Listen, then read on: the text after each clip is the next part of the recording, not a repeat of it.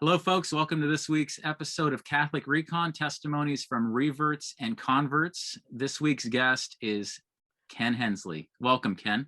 It's good to be here with you, Eddie. How are Thank you you. So Ken, I found his material. He's done so much work for defending the Catholic Church. I was on the Coming Home Network and I signed up to receive a free ebook that he wrote about the Protestant Reformation. And I reached out because I was so moved by it. And I said, hey, can I put this on my website? I think you handle this discussion very well. And he said, absolutely. And then he agreed to be on this show. So I appreciate your time. I'm so glad that you said yes, because like I said, when I seek out people, those that can be so gentle and patient and loving towards both sides of the paradigm, I think is very important. So anyway, with that, Ken, I want you to. Well, I was going to start bashing on all kinds of people, but now that you've said that, I won't want to do it. Yeah. Just joking. I put the pressure on you now. So anyway, it was good to meet you, Eddie, and it was good to listen to your conversion story a while back too. It was really good. So I'm happy to be here. And I guess you want me to talk about what? Go over what led you to the church. And what I think is important, not just what led you to the church, but now in the church, I want to be able to cover looking back, like what hindsight, what does that mean to you to now be in the church, that kind of thing. Okay. Now I'm thinking of where to begin. I'm afraid that I'll have too much to say, but maybe if I speak very, very quickly, it'll work, right? I was a Protestant pastor basically for about 11 years before becoming Catholic. And so one thing that's very important to me when I'm speaking is to let my Protestant brothers and sisters know that I fully believe that I was a Christian all those years, and I fully believe that they are. In fact, doesn't our catechism say that we welcome with respect and affection our brothers and sisters that are in other communions, Baptist, Presbyterian, Lutheran, whatever it happens to be. Yeah.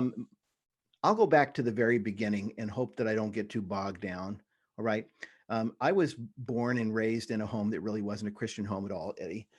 My mother had some experience in the Methodist Church, I believe. My dad had been raised in a very fundamentalist Baptist church and environment. In fact, his father was a farmer who doubled as a pastor. Okay. And so he had a fundamentalist Baptist background, but he had basically jettisoned that. My parents were divorced when I was they were separated when I was 3 or 4 and divorced a few years later. And I found out when I was grown, I found out my dad was actually married 5 times and that my mother was his 4th wife. So it was, it was a mess. But my dad had this in him from his upbringing. And when I was about 10 years old, my brother was 9, my sister would have been about 12. There were the 3 of us. He showed up on Sunday morning wanting to take us to the local Baptist church. He wasn't living a Christian life and in any way really. And yet he just knew he wanted his kids in church. Okay. So I had some experiences at the age of 10, 11, and 12.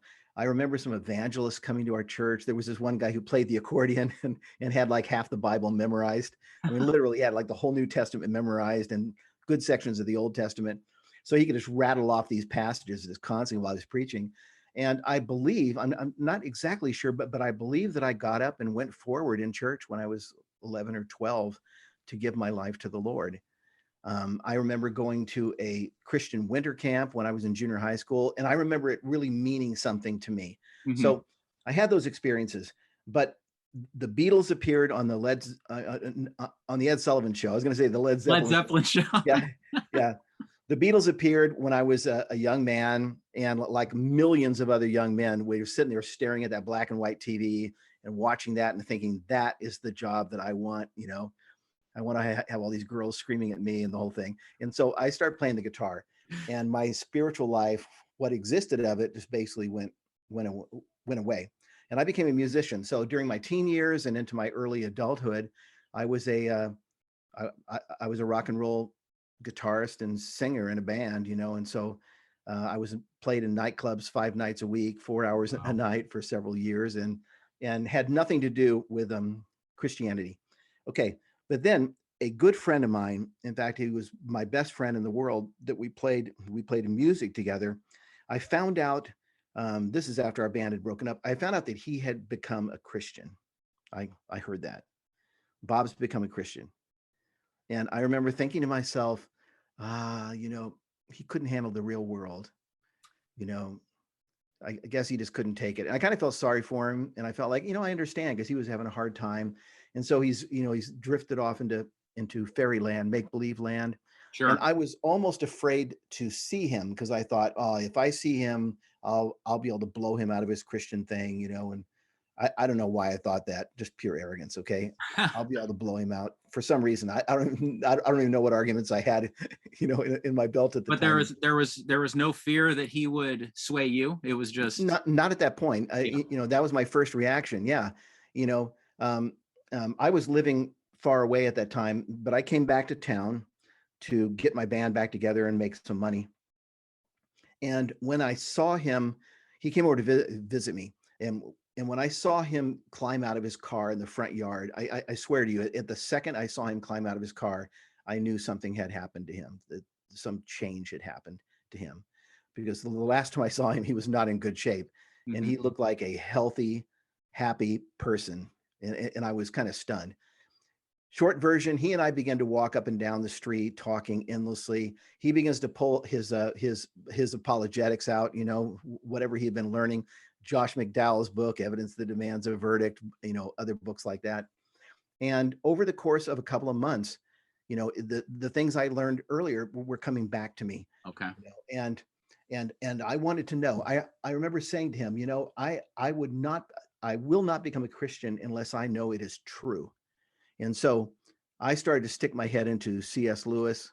I read Mere Christianity, and yeah, you're familiar with all these things. I Oh, see I don't nodding. know. I just love Yeah, your Christianity was a big deal for me too. So yeah, great book. yeah. And I read Evidence That Demands a Verdict, where Josh McDowell has this big cross on the front with a gavel on top of it, like I'm going to prove this thing is true. I read that. I read books by, let's see, John Warwick Montgomery had a book called History and Christianity. I was pouring myself into apologetics, and I was being drawn. I remember walking around and just thinking to myself, God, there's actually evidence for this. I can't believe it. I mean, could Christianity actually be true? And then I began to read the New Testament, hiding in my bedroom so that no one would know what I was reading. Wow. I pulled out the Bible, the family Bible, and I started reading it. And, and I had my own spiritual experience and conversion. I was reading through, I read Matthew, Mark, Luke, and John. I read the book of Acts, and I was reading about Paul's life. And these things were new to me. It's very powerful to go back and try to remember what it was like to read for the first time these stories that have become so familiar to us Yeah. now that, that nothing is new in the Bible. You read it and you go, yeah, I've read that a million times. And And take it for granted, yeah, obviously. you take it for granted. Yeah. But here's Saul of Tarsus breathing out threats and murders against the Christians, going up to Damascus to, drag them in chains back and all of that. And then all of a sudden, about the time I'm reading Galatians or his letter to the Ephesians, I was just struck by how changed this man was. Here he is wanting to kill the Christians. And now he begins his letters with grace and peace to you from God our Father and the Lord Jesus.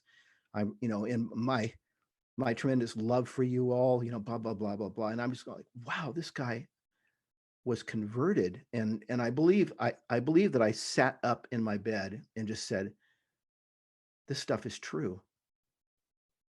And Incredible. and And I'm so a you were in Christian. your early 20s, I'm assuming, I or was what? 22. I was 22. 22. Okay. Yeah. I just sat there like, I'm a Christian. I can't escape it. So anyway, my life with Christ began in a totally non-denominational environment, just talking with friends and reading my Bible alone. Yeah. And I began to attend a home Bible study. So it was completely non-denominational. And the world in which I operated from the very, very beginning was a world of sola scriptura. It was the Bible is inspired, it's God's word, and you read it and you figure out what you think it teaches. And right away I was engaged in debates with people, friends who say, oh no, it teaches this. Well, I don't know. I'm reading it. I think it teaches that. And so, but this was the world that I was in. During that time, I met Tina, who's my wife now, and we went to the Bible study together. We, in a sense, gave our lives to Christ together. I knew that all of a sudden, music took second place. I wanted to study scripture. I wanted to study theology. I wanted to study apologetics. I wanted to be a minister of some sort. Yeah. And everybody around me, it's the typical thing. Everyone around me was like, "Oh, you should become a pastor, because you're wanting to read books all day long." I guess that's how But they. let me ask you this real Sure, quick. sure. Why non-denominational? So you're reading your book, you're like, I'm a Christian, I can't get away from this. Why the draw, why were you drawn to non-denominational church? Because it was available or widely Well, available? no, I wasn't drawn to it any more than I would say, why are you drawn to Earth? Oh, Why, Eddie, are you drawn to walking around on Earth? Why didn't you think about Mars or Venus? It was the world in which I got it. Yeah. it was the world in which I came to Christ, and everyone I knew. So, I was attending like a Calvary Chapel church on Sunday nights and whatnot. It's the way every Christian I knew thought, Got you it. know. So, I had no experience of denominationalism at that point, and certainly no experience of something, high church like the Eastern Orthodox or Catholicism, nothing, no Yeah. concept. So anyway, at a few years go by, Tina and I were married, and we moved back to Michigan, where I was to attend Bible college. I had gone to junior college first.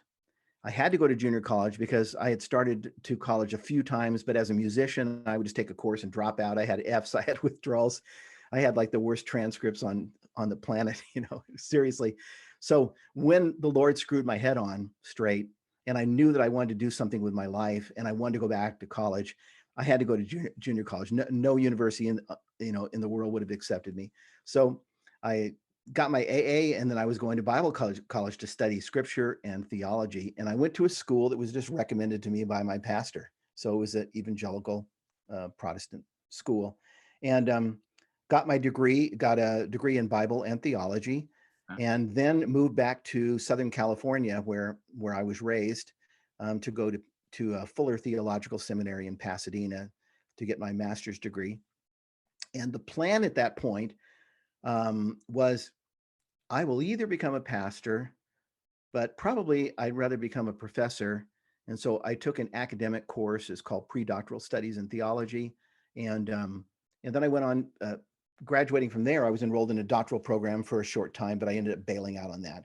Okay, so I'm trying to just cover some ground. Oh, this is good. Yeah. But my theology during those years when I was in Bible college and in seminary was becoming Baptist theology and Calvinist. Okay, Reformed Baptist, although I wasn't. We attended a Reformed Baptist church for a time, but that's what I was theologically. When I was back in Michigan, I remember I'm attending this evangelical church that was not, well, it was just more like a straight non-denominational evangelical. But I began to work for a bookstore, and it was a Christian bookstore that specialized in the works of the Puritans. Okay. So I was one of these guys. I was pretty young then, still 25, 26, but I was one of these guys that was beginning to read the Puritans. And I remember walking around and thinking, man, I am heavy duty. I am getting deep in history. Okay, to quote John Henry Newman. Yeah. Because most people I knew were just reading contemporary Christian literature, Yeah. Chuck Swindoll or whatever, contemporary stuff. And now I was in this bookstore and I was reading Calvin, and I was reading Luther, and I was reading John Owen, and I was reading Jonathan Edwards and all these other guys, the Puritans. And so I remember having this feeling, John Bunyan, they're all named John. I mean, all the Puritans, don't ask me why. But I remember distinctly having this feeling like, wow, most of the Christians I know are just sort of floating along on the surface, but I'm going deep. Going deep. And it never crossed my mind that the church existed for 1500 years before the Reformation.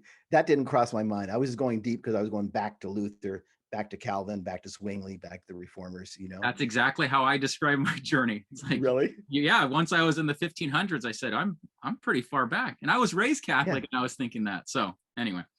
Well, it's easy to think that, Yeah. and that's another whole subject, I guess. But it's easy to feel that way because no one in the evangelical world, no one's paying attention to those years.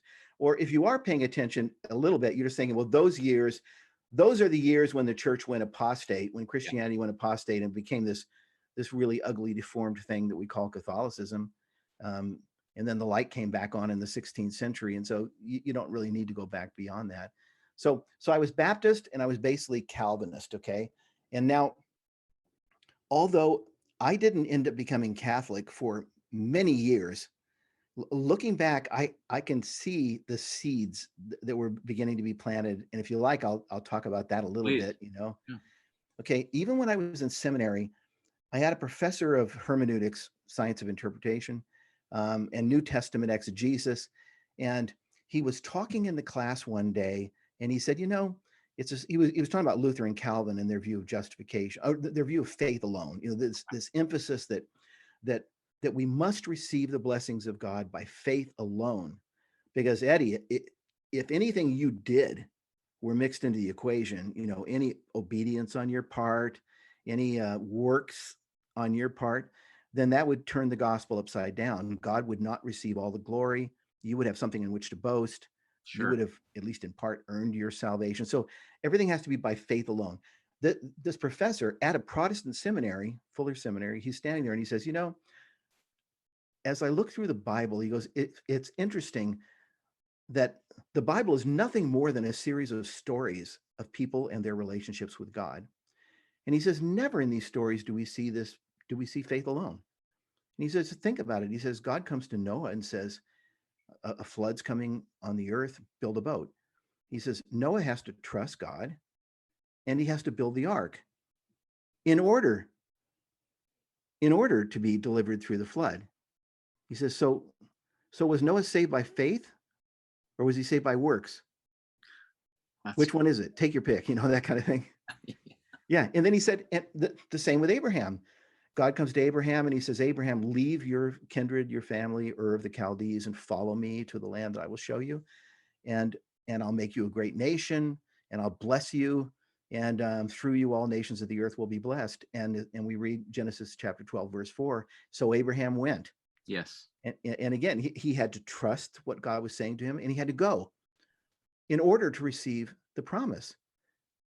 There was faith and there was obedience, and both were required. He says, I can go through the Bible, and every story is portraying the same basic thing. Moses and the Israelites, they have to trust God. They have to slay the Passover lamb. They have to spread the blood. They have to walk out of Egypt. They have to go through the Red Sea. They have to follow the pillar of cloud by day and fire by night. Through the wilderness for 40 years. It's faith and obedience persevered in always, every story in the Bible. Naaman the Syrian, he's got leprosy.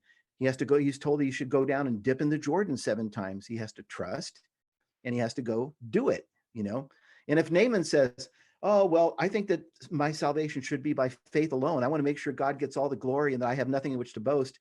And so it's got to be by faith alone. I'm not going to go down and dip in the water. If I dip in the water, then my healing will be partly my own. I will have earned it, Yeah. It's like, he was just bringing out the fact that the Bible doesn't really support that way of thinking. And anyway, I began to extrapolate and to see that the New Testament was the same. One more passage in Hebrews chapter 11, because someone might say, well, yeah, that's the Old Testament. In the Old Testament, people have to trust and obey in order to be blessed. Sure. In the New Testament, God reverses that and says, all you have to do is to trust to receive my blessing, faith alone. Except that the author of Hebrews, chapter 11, he goes through and he tells the stories of all these great heroes of faith who by faith did this, by faith did that, by faith did the other thing. And he holds them up as examples for Christians to emulate. These are our examples, so that he moves into chapter 12 saying, now that we have this great cloud of witnesses, let's do what they did. So anyway, I had no concept.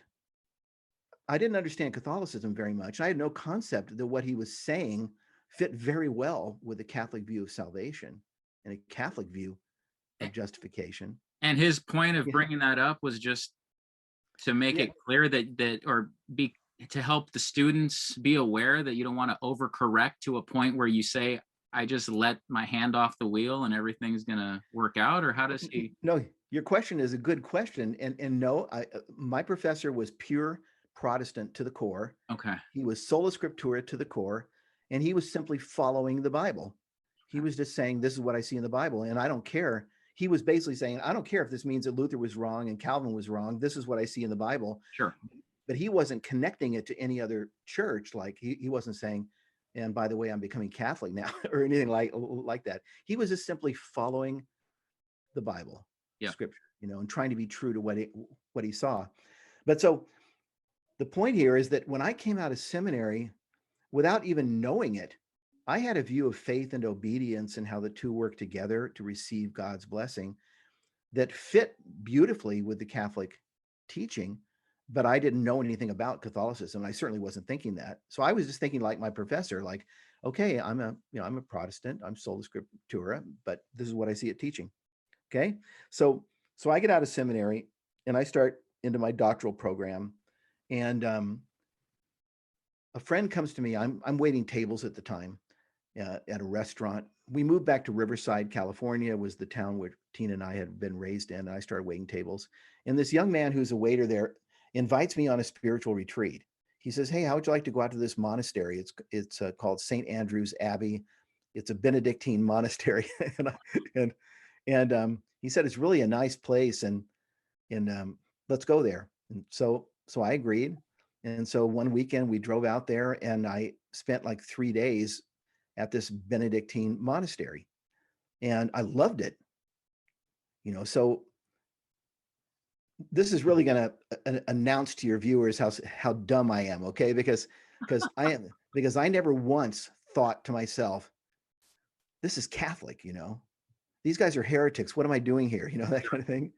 I didn't think that. If you had asked me, what do you think of Catholic theology? I would have said, oh, Catholics are nuts. They're just out there, and they're not biblical and all that. I would have said that, but I loved the environment, and I loved being there.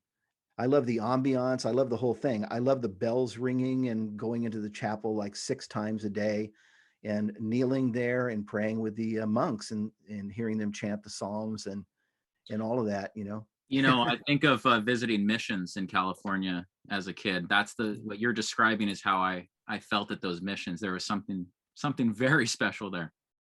Yeah, yeah. Even though it's Catholic, right? The Yeah. missions were Catholic. Yeah. So that's what happened to me, Eddie. I'm basically driving home from this spiritual retreat, just thinking, God, what a great place. And I'm not asking myself any questions like, theologically, like, what are you doing? Why are you wanting to go to a Benedictine monastery? Those guys are the heretics. It was nothing like that. And I actually continued to go there. I'd say about once a year. From that time on, I started going to the Benedictine monastery, and never once thinking, do the Catholics actually have something to say? I mean, is there anything they have to say? I had read a few of the standard books against Catholicism, like Hislop's book, The Two Babylons, Okay. the horror of Babylon and all that. Yeah. And the famous book by Lorraine Bettner, Catholicism. So I had read the books that tell you how apostate Catholicism is. And since I loved the Puritans, and the Puritans hated Catholicism, Yeah.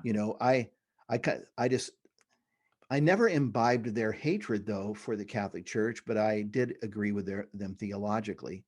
Mm-hmm. Okay, so anyway, I was in my doctoral program, and then I got invited to become an associate pastor at a church, a youth pastor over junior high school and college. And so I kind of dropped my doctoral studies. And a warning for all you students out there: if you really want to finish your doctorate, don't think you're going to take like a little break from it, because I dropped it and I never got back to it. Wow. So anyway, take that from this broadcast, if nothing else. So I dropped the doctorate because I thought I want to get involved in hands-on ministry, and I became a youth pastor. And so I was a youth pastor for 3.5 years at a Baptist church in Riverside. And then I was invited to become the senior pastor of another church closer to Los Angeles. And I went there and I was a pastor there for 8 years. Oh, cool. So all in all, I was a pastor, and I was ordained the last 8. I was a pastor for about 11 years. Okay. And so I had this background that I've mentioned to you about faith and works. And I was still going to the monastery once in a while, but never giving a thought to Catholicism. Okay. I was a Baptist, fairly Calvinist Baptist, and that's what I was. Okay, now here's where the bomb falls in my life. And it really fell out of the blue, out of a clear blue sky. I'm in church one day, one Sunday night, and a gentleman asked me if we can talk, and said sure. So we went to a room, and we were standing there, actually, just standing down in the youth room downstairs. And he says to me, Pastor Ken, he said, I've been debating with these people down in San Diego, this group called Catholic Answers. And he had become very anti-Catholic for his own personal reasons. And he's just a layman, but he had just launched out, writing to Catholic Answers and telling them that they were heretics. And Patrick Madrid was the apologist there at the time, and who was writing him back. And anyway, I knew nothing of Catholic Answers or Patrick Madrid or anything like that. And he says, they've sent me some stuff. He goes, a lot of it's over my head.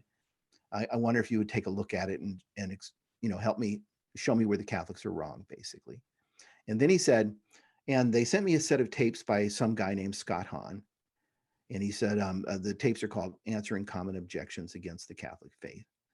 And at that point, you go by Eddie, right? I do. Yeah. Okay, good. I was calling you Eddie, and I realized maybe he doesn't like Eddie. No, that's perfect. Maybe reminds you of Eddie Haskell, from the Leave It to Beaver show. Never mind. Yeah, I got that a lot as a kid. So. You did? Yeah. That's great. Okay, here's why my jaw hit the floor at that point. And I got to turn the scroll back. When I was in seminary, okay, this is 1993 now, which is still a long, long time ago, but 1993 when this gentleman presented this to me. And he said, I've got this set of tapes, Answering Common Objections Against the Catholic Faith by some guy named Scott Hahn. Okay, that's 1993. Well, in 1981, so 12 years before, I met Scott Hahn. He came to Fuller Seminary because he was contemplating doing doctoral work, possibility of doing doctoral work at Fuller. And he was contemplating doing doctoral work, maybe with the very professor that I was talking about a moment ago, whose teaching assistant I had become. So I remember sitting in a course on the Greek exegesis of 1 John, and I'm sitting there, and I remember distinctly, I was looking down at my binder, and all of a sudden I heard somebody ask a really smart question. And it was a voice I didn't recognize.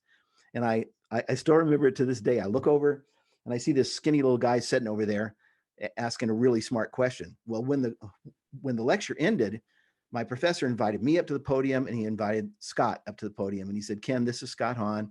He's in town for a couple of weeks. He's considering maybe doing doctoral work here. I wonder if you would play his host and take him around, as he gets to know professors in the school and whatnot. And so what happened was I became his host, and he was in town for, I'm thinking 2 weeks, but I'm not sure. But he and I were both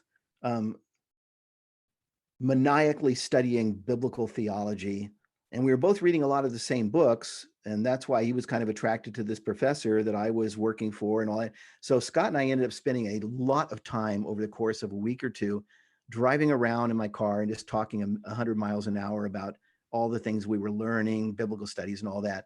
So I knew Scott. Scott went back to the East Coast, and in the end, he didn't come to California. But he and I stayed in touch for maybe 2 years, actually, on the phone, maybe writing a couple of letters and all that. And then the friendship just sort of faded away. So now a decade goes by, basically. And all of a sudden this guy says, I got these tapes by Scott Hahn called Answering Common Objections. And my jaw hit the floor because I thought, there's no way on earth this is the same guy. It can't be. There's no way. Crazy. Yeah. And so I remember saying to him, it's kind of sad because he had come to me with his problem. He wanted me to help him, explain why Catholicism's wrong. But as soon as he said Scott Hahn, it's like all I could think about was my problem. And I remember saying to him, where are those tapes? And he said, oh, don't worry, they're at home. I'll bring them next week. And I said, no. I said, I'm following you to your house now. And got in my car and followed him home. He gave me the tapes. I still remember walking outside and just looking at that package and flipping it over and seeing Scott's face on the back. And it's like, oh my word, how in the, there's no way that Scott Hahn would be a Catholic, because he was a very, very staunch Presbyterian, Calvinist. There's no way. And I'm looking at this package. So I get in my car, Eddie, and I'm thinking, I want to put in tape number 1, which is his conversion story. Protestant minister becomes Catholic. But the tape player in my car is busted. I mean, these are little cassette tapes, okay? Okay. You remember those? I do. I Yeah. remember that. and, So my tape player is busted. So I put my foot flat to the floor and I just drove as fast as I could all the way home. And I went into my house, and so that Tina wouldn't know what I was listening to, I put headphones on and I sat and I listened to his conversion story. And this is in 1993. And I'm sure you've heard his conversion story. I Yeah, have that original yeah, tape. the I don't original. even know how I came across it, but it was online. Someone put it online. Yeah, But the original one that was recorded. So I listened to his story, and while I'm listening to him, Scott is talking in that story about how he came to understand the justification by faith alone, the classic teaching of Luther and Melanchthon and Calvin and them that came down from the Reformation, how he had come to realize it was wrong, and that faith and obedience leading to blessing is the pattern of the Bible. And I'm having this flashback to, oh my word, I've been thinking this way since I was in seminary. yeah, But I didn't realize that this was a Catholic way of thinking. It's not only a Catholic way of thinking, sure. but it's a Catholic way of thinking. And then he's talking about, other things, and I'm going back and thinking about the Benedictine monastery and the beauty of the liturgy there and the beauty of the chanting of the Psalms and how much I had loved being there. And all these things are coming into my head, all right? And then he asked the question, or he talks about how a student asked him the question one day, the fateful question, Dr. Hahn, or I guess Scott, because he wasn't a doctor yet, where does the Bible actually teach that the Bible alone should function as our guide? And how Scott says that he caught him off guard because he thought, well, it's obvious where the Bible teaches that. And then the more he thought about it, he's like, where exactly does it teach it? Yeah. The recognition that this was a presupposition, this was an assumption of his worldview. And when someone actually challenged it, well, where does it teach it? He found himself scrambling. And I'm hearing that, and I'm listening to Scott, and I'm thinking about the fact that I had been struggling as a pastor for a while with the fact that it was sort of my job to figure out my own theology. It seemed weird to me that I would go into my office every week and I would study the next passage in whatever book I was preaching through. And I would pull down this Presbyterian scholar and this Lutheran one and this Anglican one and this Scott, and I would just sort of synthesize all these things. And then I would get up in the pulpit and I would tell everyone the truth. And everyone in my church would basically accept what I said because I studied more than they did, Yeah. Yeah. But it's kind of like realization, is there really no one above me? Is this the way it works? That I just figure it out and I teach. And all of a sudden Scott's talking about how sola scriptura, the idea that scripture does function as the sole infallible rule of faith and practice, and that there's no other binding authority on earth above you, Yeah. your job. And so I'm listening to this, and what I'm thinking, by the time I finished the tape, what I was thinking was I was sort of divided in half. Half of me was thinking, I think I can answer all this stuff. I think I have answers to everything Scott's raising here. And the other half of me was thinking, how come I don't know the case for the Catholic faith? How can I have gone a bachelor's degree in Bible and theology, a master's degree in theology? I'm even in a doctoral program. And I think of myself as a real scholarly kind of student. I'm Sure. reading high level all the time. How come I don't know the case for the Catholic faith? And so listening to Scott made me curious. That was the main thing, just curious. Well, I finished listening. I take off my headphones, and my wife says, "So what's Scott talking about?" And remember, I'm a Baptist pastor, and that's all I've been trained to do, Yeah. unless I want to go back into the bar and start playing guitar again. That's all I've been trained to do. And I'm almost 40 years old now, and this is how I earn my living. And we have a mortgage, and we have kids. And she says, "So what's Scott saying?" And I said, "Scott Hahn has become Catholic." And I remember Tina just said, "You're not going to become Catholic, are you?" Just straight. Yeah. And I don't know what I said, but it was sort of like, no, don't worry about that. No, I'm just listening. You're just listening to some tapes. Yeah, you got it. I'm just listening to a tape. come on, why you get so serious? So, but I'm pretty sure though that I headed out of the room quickly, just went to bed. And the next morning, it was pedal to the metal again, all the way back to church. I went into my Baptist church. I went into my Baptist pastor office and I bolted the door behind me and I hunted Scott down. It said where he worked, on the back of the tapes. And I hunted him down. He was professor, I think, in Joliet at the time, Illinois. Anyway, I got Scott on the phone and it was our reunion. Scott, this is Ken, and he said, Ken, how you been? And I was like, how have you been? I mean, wow, I heard your tape last night. You become Catholic. And the long and short of that was he basically was saying, Ken, there's so much, I wouldn't even know where to begin. But if I got you some more tapes, would you listen to them? And I said, yeah. So we get off the phone. He calls St. Joseph Communications that had produced all of his stuff at that point, at least.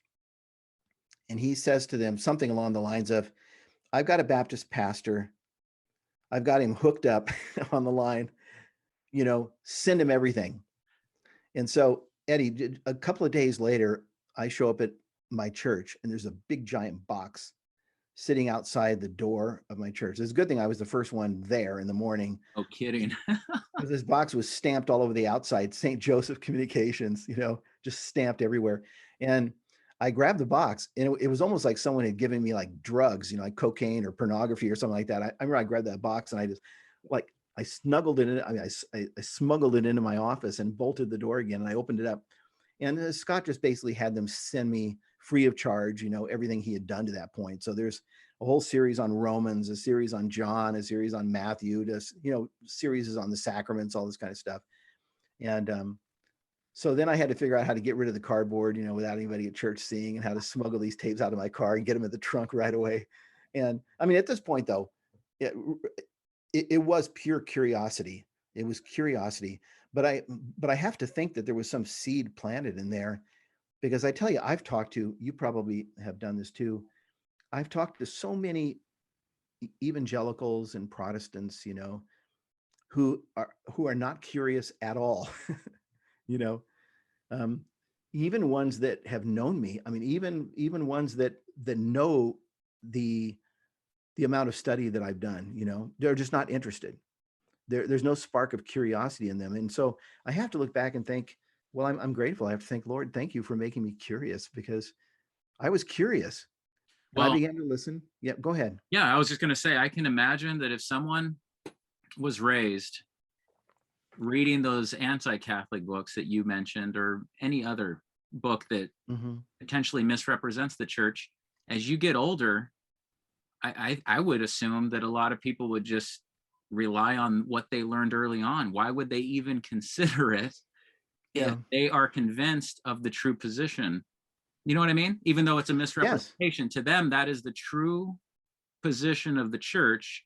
And if they hear Roman system over and over and over again, Mhm. there'd be no reason to consider it, because, whoa, I got to stay away from that. That's, Well, you know what? Your question uh, opens the door, because I think that you're right, and I think that it's to the degree that a Protestant is firm in his or her position.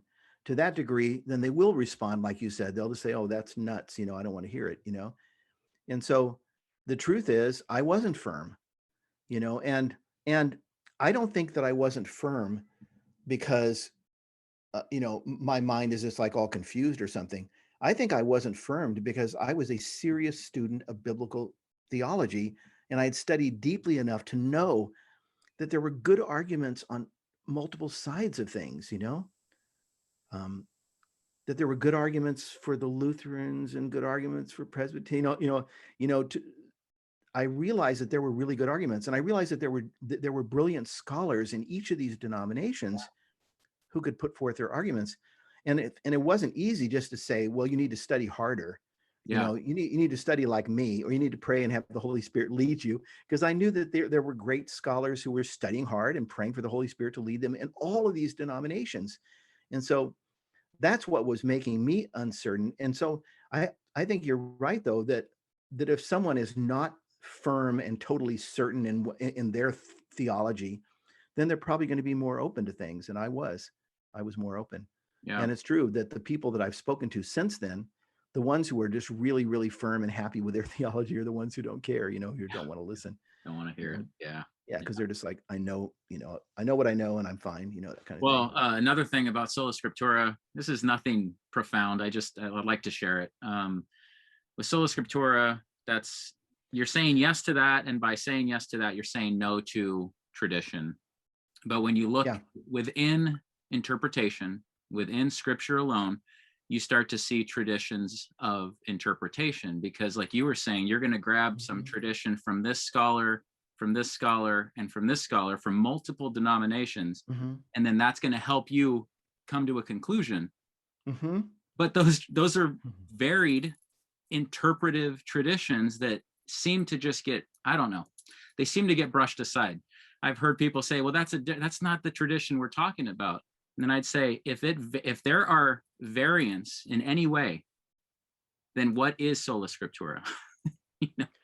Yeah, you're right. I mean, I could use the word worldview, that someone who's raised in a Presbyterian context and is reading mainly Presbyterian theologians is going to develop a Presbyterian worldview. Yes. Through which, what you could say tradition, through which they view scripture. Yeah. And through which the arguments all fall in one direction for them, because they're viewing the texts and the arguments through that grid, through that grid of their tradition. So you're right, pulling down these books was like pulling down different traditions. Yeah. And maybe that was my problem, is I was pulling down too many different ones, and so, but that's exactly right. There is no completely objective scripture alone, approach to anything. And the people that I know that do that the most are the worst theologians. I mean, the ones I do run into people once in a while that say, "Oh, I don't want to read anything. All I need is God's word," and they don't recognize that they're just creating their own theology from Their own scratch. theology. That's exactly what I said. You end up with your own statement of faith, because you're saying and I've heard that, you've probably heard this so many times. Once there are so many options denominationally, people say, I'm done. I believe in Christ, and that's enough for me. But then they'll go to the Bible and form their own statement of faith, thus becoming the equivalent of their own denomination. You can say all day that you are not about denominations, but what are you proclaiming? I proclaim Christ. What about Christ do you proclaim? And where did you get such an understanding of that? So yeah, exactly. In fact, Martin Luther even said that everyone's a theologian. It's just a matter of whether you're a good theologian or a bad theologian. So yeah, no one can escape the fact that even if they're just reading the Bible, they're developing views, and as you say, they're developing their own theology. Exactly. Yeah. Wow, there's a lot there. Okay, well, so basically what happened is that Scott and I began to talk, and we began to have a series of conversations, maybe even a series of lighthearted debates with each other a little bit. But pretty soon I began to recognize that I had a lot that I wanted to learn. I had a lot to learn. Like I said, how do I not know the case? So Scott was a busy guy. I was a busy guy. So I remember I said to Scott at a certain point, hey, look, send me a list of maybe 20 books that you think would be important for someone like me to read, and I'll just go on my own. And what happened to me was that began about a 4-year process of just becoming consumed with that question: are the claims of the Catholic Church true? And so I became that guy. I was a pastor. I was preaching. I was doing all the work that I was supposed to be doing. And on the side, I was just gobbling up, listening to every tape debate I could find, reading books one after another and all that, and trying to understand. And it wasn't a straight road. I would find myself really attracted to what was starting to form in my mind, the Catholic view of the church, the Catholic answer to Sola Scriptura, the Catholic view of salvation. But because I didn't want to become Catholic, because of all the ramifications it would have in my life, it was like every time I would read an argument from the Protestant side that seemed to even come close to answering the Catholic claims, I would just sort of grab it. And I would say, okay, now I don't need to study anymore. This answers it. And I'm a Baptist and I'm fine. And I would proceed along that path for a month or two, but then almost like a big giant magnet drawing me, I would suddenly find myself opening another book, listening to another lecture, and being drawn toward the church. And my wife, it was really hard in the family at that point, because when I started coming home with all these books under my arm, you know, with great titles like "Evangelical is Not Enough" by Thomas Howard, and the Fundamentals of Catholic Dogma by Ludwig Ott and stuff like that, Yeah. she knew that I was serious, and when she began to recognize that I was serious, she began to crack in some ways, because she had no interest in Catholicism, none.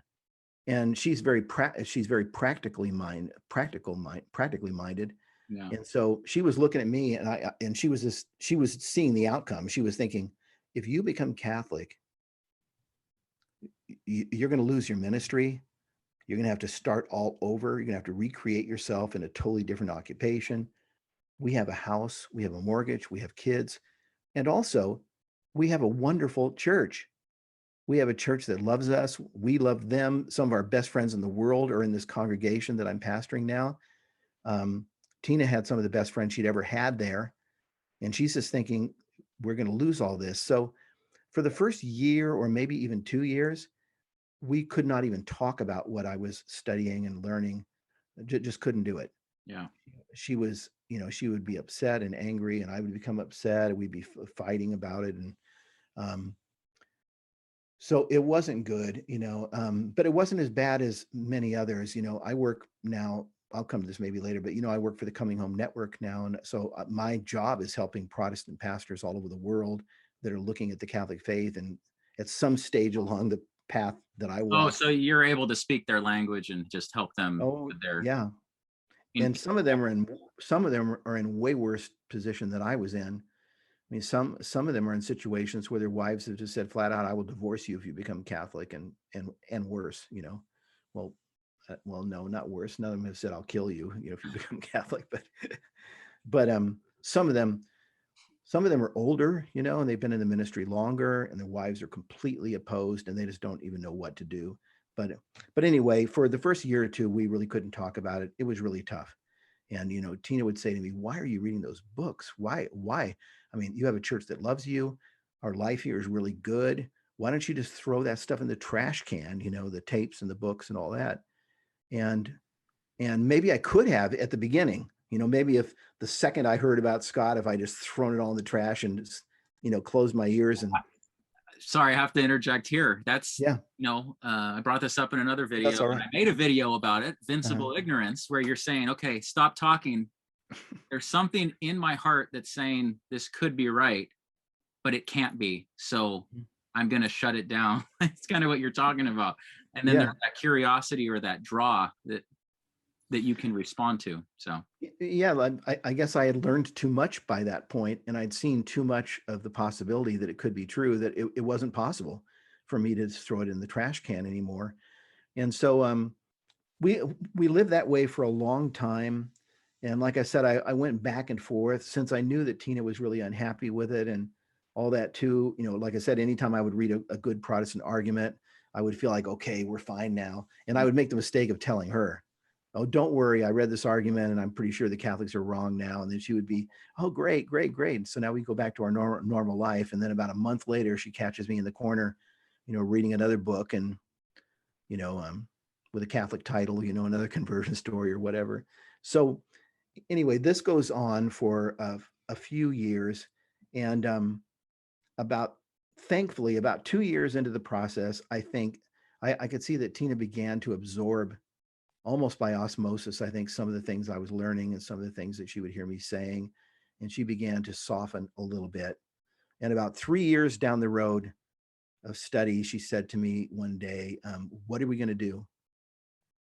And I said, "I think I have to resign. I don't think I can go on." And she said, "But are you totally sure? Are you certain?" Which I'm looking at you and I'm wondering, do you remember that process of trying to get to certainty on this thing? Because I remember saying, I was thinking, well, you mean like mathematically certain? You mean like proof, like a logical proof, like a syllogism? And I was like, no, I can't prove it, but I think. And she just said, "Please, will you give it one more year?" will you pray? Will you study? Will you keep reading? Give it one more year and we will talk together and I will be willing to learn. And then if you are sure a year from now, then she says, we can leave, the ministry. Yeah. And I said, okay. And she went out of the room, and I'm no kidding, no exaggeration. She came back into the room with a contract. She had written up a contract and she put it in front of me, a simple little contract. Yeah. She put it in front of me and said, sign on the line, which is dotted. And that's what happened. And what year was that? well, this is about 3 years into the process. So probably around 1990, maybe the beginning of 1996 or the end of 1995, something like that. So anyway, though, Tina did begin to listen and to learn. And around that time, I did something accidentally genius. Okay. I didn't plan it. I didn't plot it, but it turned out to be genius. What it is I was collecting all these quotations from the early church fathers at this point, because I had read John Henry Newman and stuff, and, to be deep in history is to cease to be Protestant. So anyway, on a biblical level, I was beginning to absorb the Catholic case, and I was beginning to understand that sola scriptura wasn't scriptural. It wasn't the faith of the church ever. It was unworkable from the time of the Reformation. It had served as a blueprint for anarchy and, a million theological views and denominations and all that. That it wasn't even logical because it couldn't account for the canon. I don't want to go into each of these, but biblically, I was becoming convinced. And then history was a big one because John Henry Newman had said, to be deep in history is to cease to be Protestant. I'd begun reading the early church fathers carefully and sympathetically and realizing these people sound so Catholic in so many ways, So what I was collecting all these quotations from the early fathers that would support Catholic doctrines. And I gave them to Tina and asked her if she'd type them up for me. Because back then they weren't on the internet. I had to mark them in books. Yeah. And I wanted her to type them up as a document for me, like all these great quotations. You probably have Jimmy Akin's book, The Fathers Know Best. I don't. I've heard it referenced so many times. I've heard people draw from it a number of times, but I don't have it. Well, that's what he did is on each of these subjects, he gives a little introduction, and then he just gives quotation after quotation from the early church fathers in support of various Catholic doctrines. It's a great resource. So I'm giving her all these things to type up. And so she's sitting at her computer, with a Word document, and she's starting to type the words of St. Ignatius of Antioch and Justin Martyr and Irenaeus and all these people, and she's being affected by it. I had all these passages on baptism, baptismal regeneration, and on the Eucharist, on these different things. And anyway, one night we're in church, and this again is on a Sunday night. And after the Sunday evening service, some kind of conversation broke out about baptism. And I don't remember what it was or the subject, but about 20 people were there, and my associate pastor was there too, and we were talking about baptism. And all of a sudden, Tina says, well, Polycarp said, she starts rattling off Polycarp, come on, in a Baptist church. Yeah, who's it? They're like, what the heck are you talking about? Yeah, she said, well, Polycarp said, blah, blah, blah. She starts quoting it. And I remember my associate pastor kind of laughed, and he said, oh, Polycarp can go fish, playing on the word carp. And, but I almost feel like, I don't almost feel, I feel like that was a little bit of a turning point. Like when I looked over at Tina, she had this look in her eyes, like, this guy doesn't care what Polycarp said. I mean, Polycarp was a disciple of John. And he was taught by John. Okay. Exactly. Yeah. And he doesn't care what Polycarp had to say. And I felt like that she was like making the turn, like I could see in her face that she was making the turn. And so anyway, this went on, and the time came near where I just knew that I had to leave. I was just torn in half going into the pulpit every week. I was preaching things every week that I believed were true, but more and more feeling like I don't belong here. I'm not a Baptist. I'm not a Baptist pastor anymore. I got to get out of here. And we had a new members class coming on schedule, to where I was going to be standing in a room and convincing, some people why Baptist theology is true and why they should join our Baptist church. Some potentially some former Catholics, I'm assuming, right? Probably, yes. Yeah. And so I just realized I had to do it.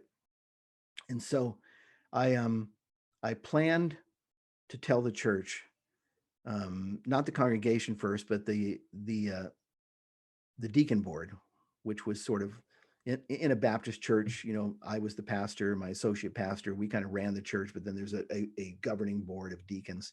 Okay. So I scheduled a deacon board meeting, and we went into the meeting, and I sat there, and I was just like trembling. Then I was scared to death to do this. In fact, people often say it's a common response to hear people say how courageous you were, to leave your ministry to become Catholic.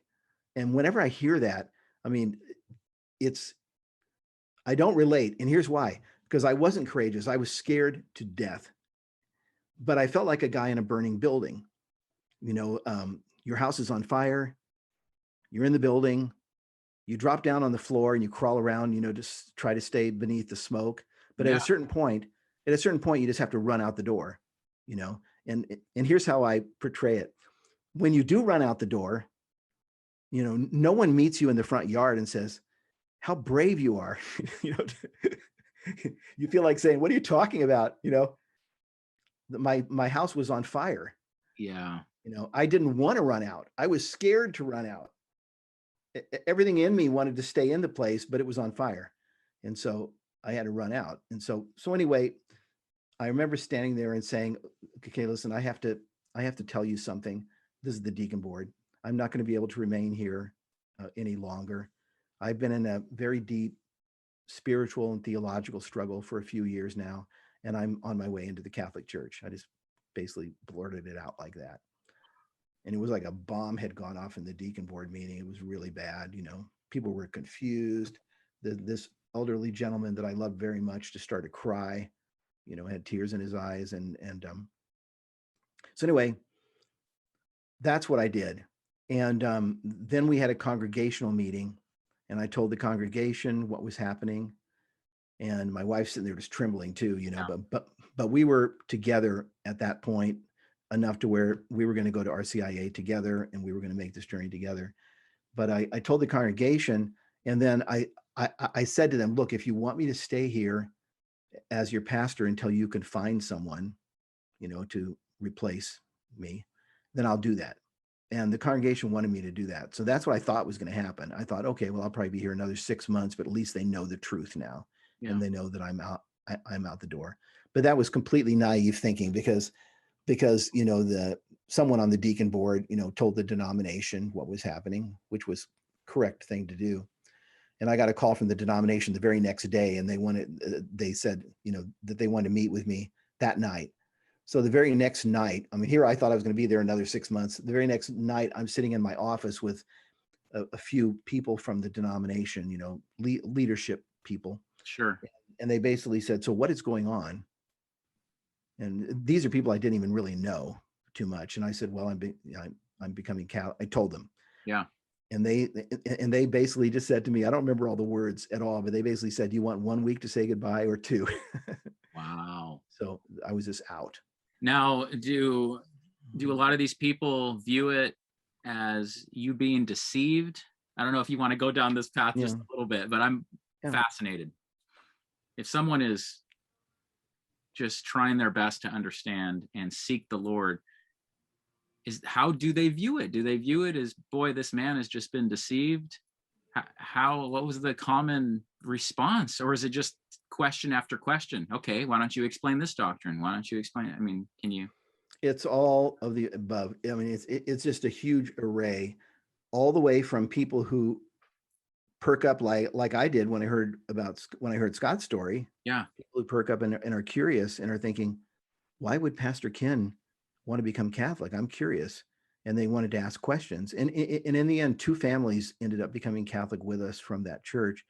But it's that all the way to the other end, which one family was, you've been taken captive by the devil, and I never want to speak to you again. And then just a lot of people in the middle that you don't know what they think, because you never talk to them one by one. Maybe a lot of them just thought, well, that's strange, but I'm happy where I'm at. Everything. Yeah. Got it. Yeah, all of the above. And so, but it is true that there were a lot that wanted to argue with me. And so So I left the ministry and I went home. And when I should have been looking for a new job, which I needed to do right away, I had like 7 or 8 guys just this email group just plastering me with questions, and wanting me to defend the Catholic faith. And I spent too much time in front of the computer doing that, just writing, writing, writing, writing, writing, Yeah. and slowly realizing that most of them had never read one book written by a Catholic in their entire life. That they were just operating out of all the stereotypes that they had, misconceptions they had, whatever they had learned, their view of Catholicism.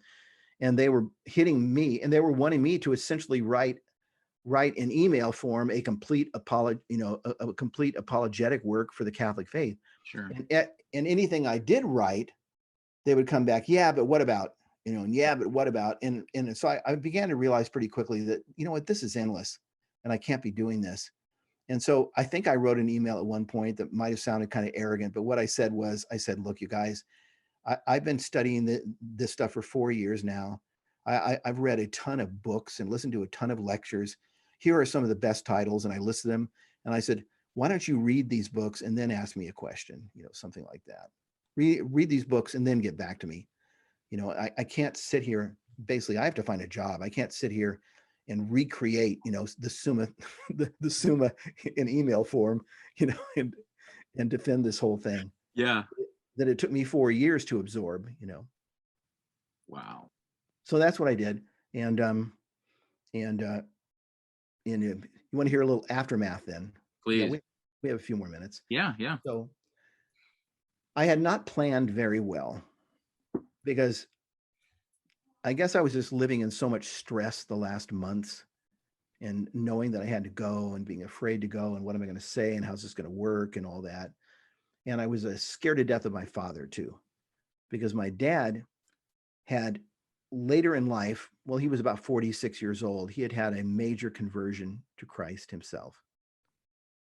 And like I said, he'd been married 5 times. He was married his 5th time, by then. He had been an alcoholic though, and all this stuff. And he had this major conversion to Christ. And if he could have, he would have wanted to become a Baptist pastor. He was very, very sincere, evangelical, loved the Lord. And so when I became a Baptist pastor, his son, and we had been separated because of divorce, broken home, and all that. So I wasn't extremely close to him, but he used to come listen to me preach, and he would sit in the pew with tears running down his face, just so proud, like I was the apple of his eye. And Sure. now I'm becoming Catholic, and what am I going to say to him? And in fact, I remember when I was about 3/4 of the way along in my own conversion, going to his house one time to visit, and I walk into the living room, and Pope John Paul II's face is on the television screen, and my dad just goes, "Oh," he says, "I can't stand to look at that man," because he was a straight fundamentalist Baptist. The only thing he had ever known was that, and Catholicism was an abomination, to him.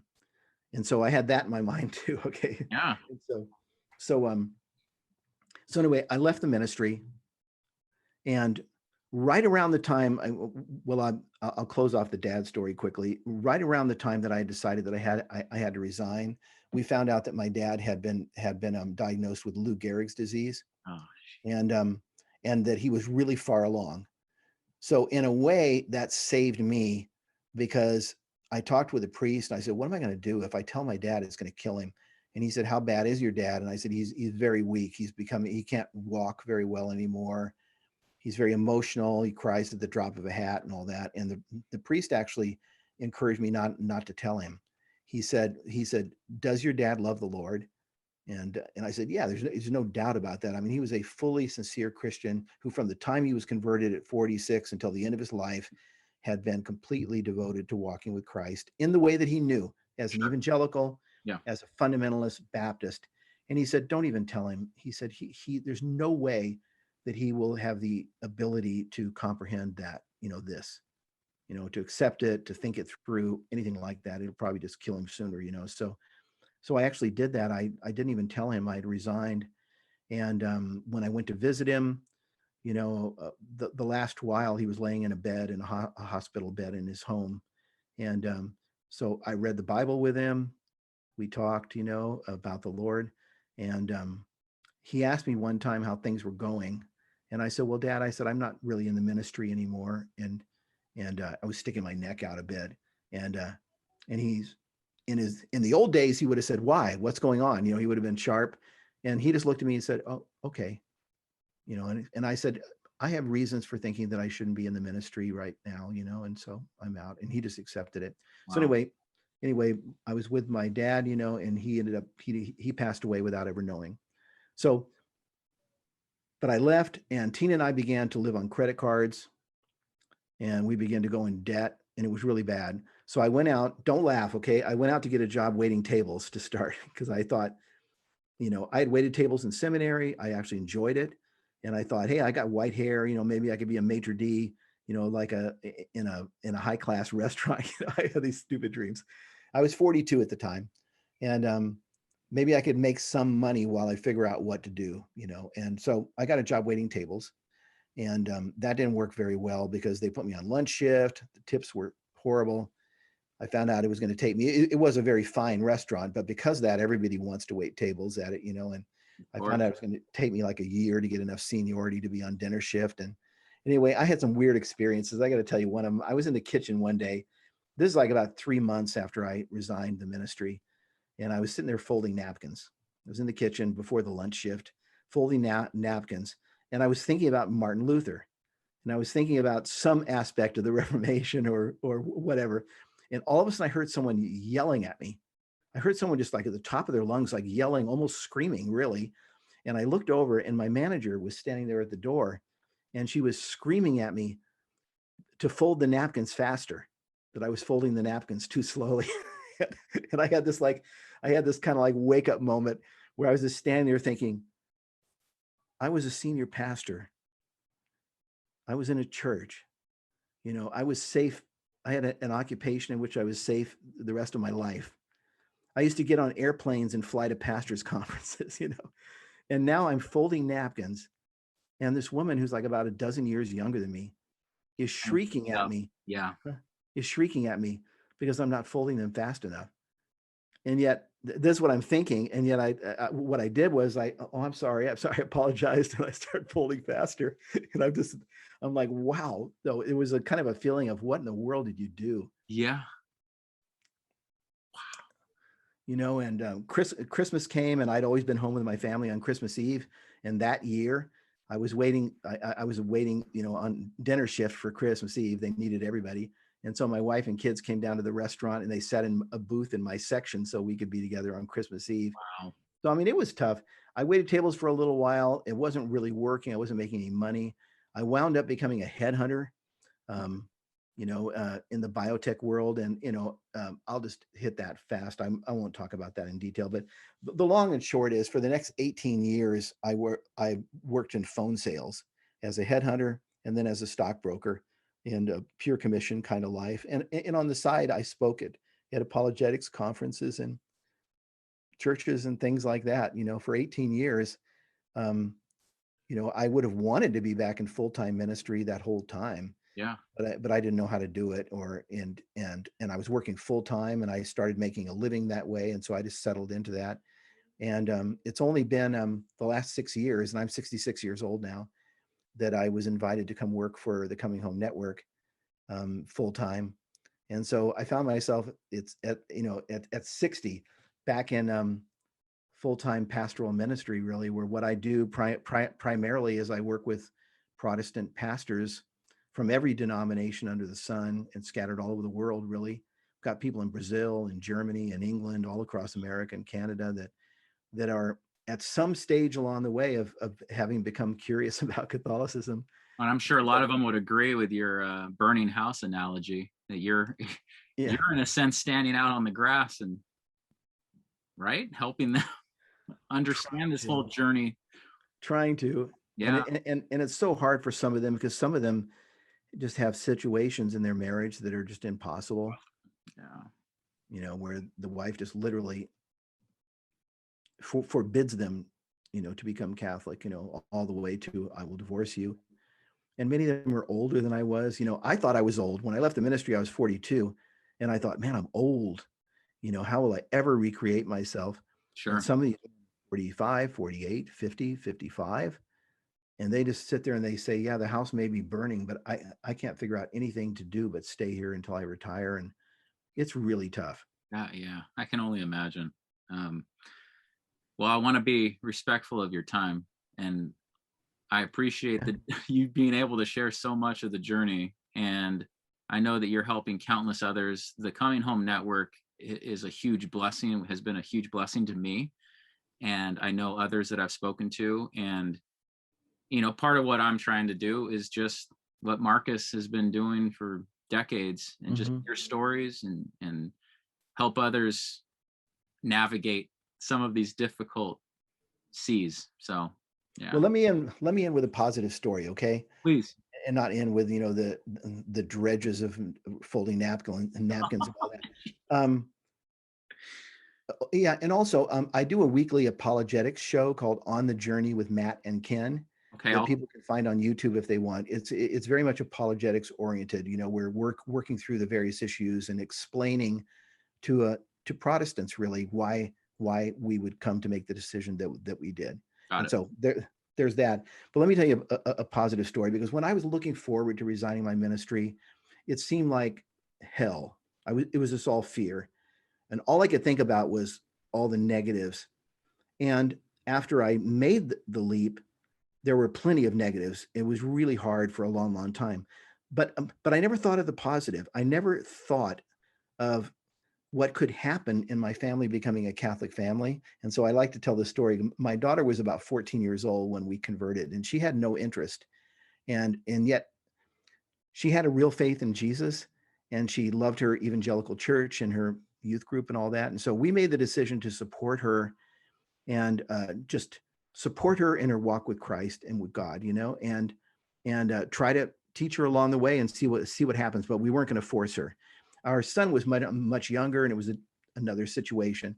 But I never thought, when I was going through all this and it seemed so negative, I never thought about what might happen. Well, what did happen was about 6 years later, my daughter became Catholic, and it was a real and a serious, after 6 years of talking with us and learning and all that, she became Catholic. Wow.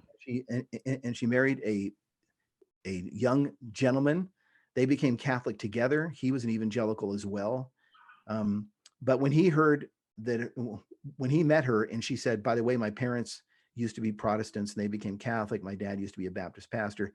He, like me, was curious. He was like, what? And he wanted to learn. So he came over to our house and we talked and he learned anyway. He and my daughter became Catholic together, and they are very serious converts. And now they live 5 minutes away from us. And I have 9 grandchildren. Okay. 9 as of 6 weeks ago.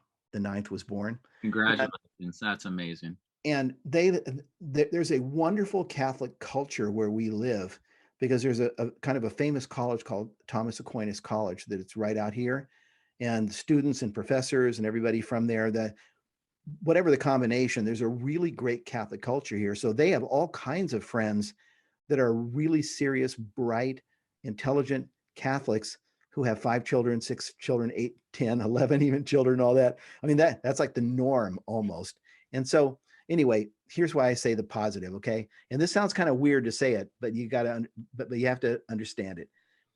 I sometimes look at these 9 grandkids and I think to myself, they would not even exist if we hadn't become Catholic.